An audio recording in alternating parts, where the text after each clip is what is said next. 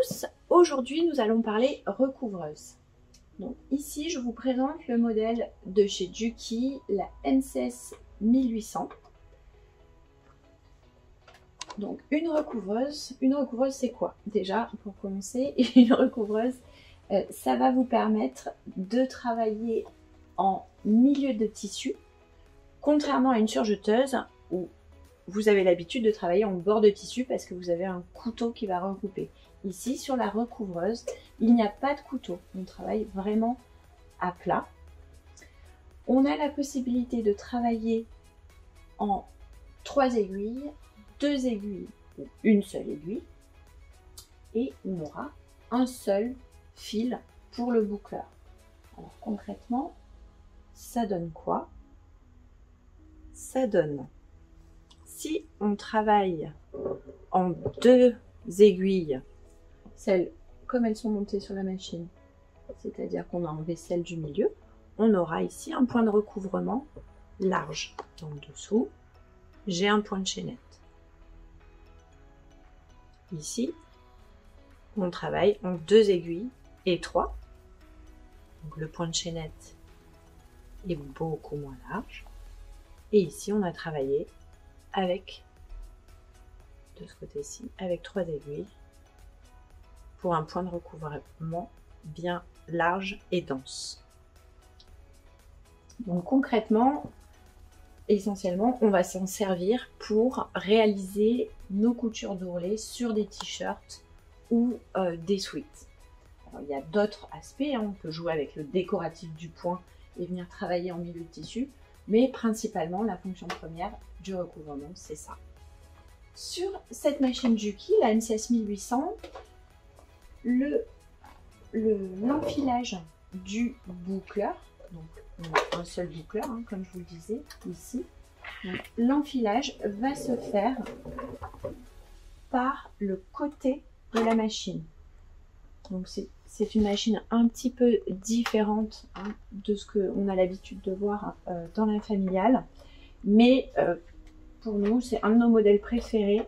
On aime beaucoup la qualité du point et le peu de réglage que l'on a à faire sur la machine. Donc ici on va retrouver nos tensions de fil d'aiguille, rien de nouveau, hein, comme sur une surjeteuse. La longueur du point ici et le différentiel si on souhaite travailler avec. Également pression du pied de biche. Donc on est vraiment un petit peu en similaire avec la surjeteuse, sauf que on n'a pas de couteau et on a un seul boucleur. Donc je vais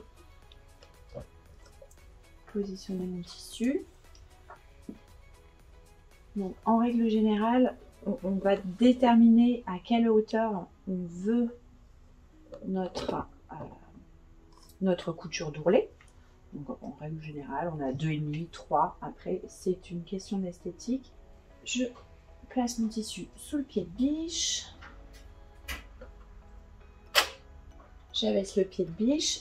Donc sur la recouvreuse, à la différence de la surjeteuse, on évite de piquer dans le vide. On ne va pas venir préparer sa chaînette avant. On va vraiment la former dans le tissu.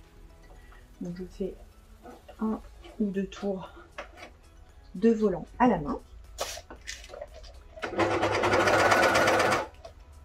Et je commence à coudre.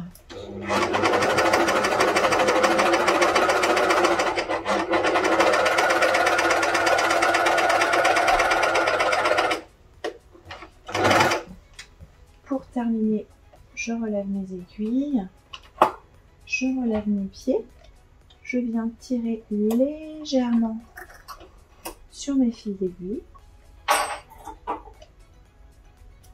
je coupe et comme ça je peux dégager délicatement mon tissu. Mes 2 fils d'aiguille sont passés sous le tissu et je n'ai plus qu'à couper le fil du boucleur. Voilà. Donc mon point de recouvrement sur l'endroit et sur l'envers.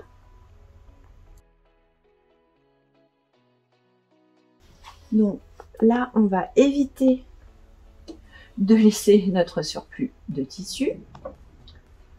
On va dire c'est la solution facile hein, pour faire un joli point de recouvrement.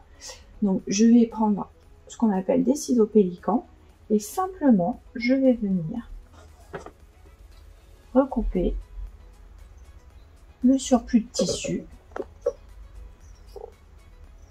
au plus proche de ma chaînette, ce qui me permet d'avoir une finition bien nette.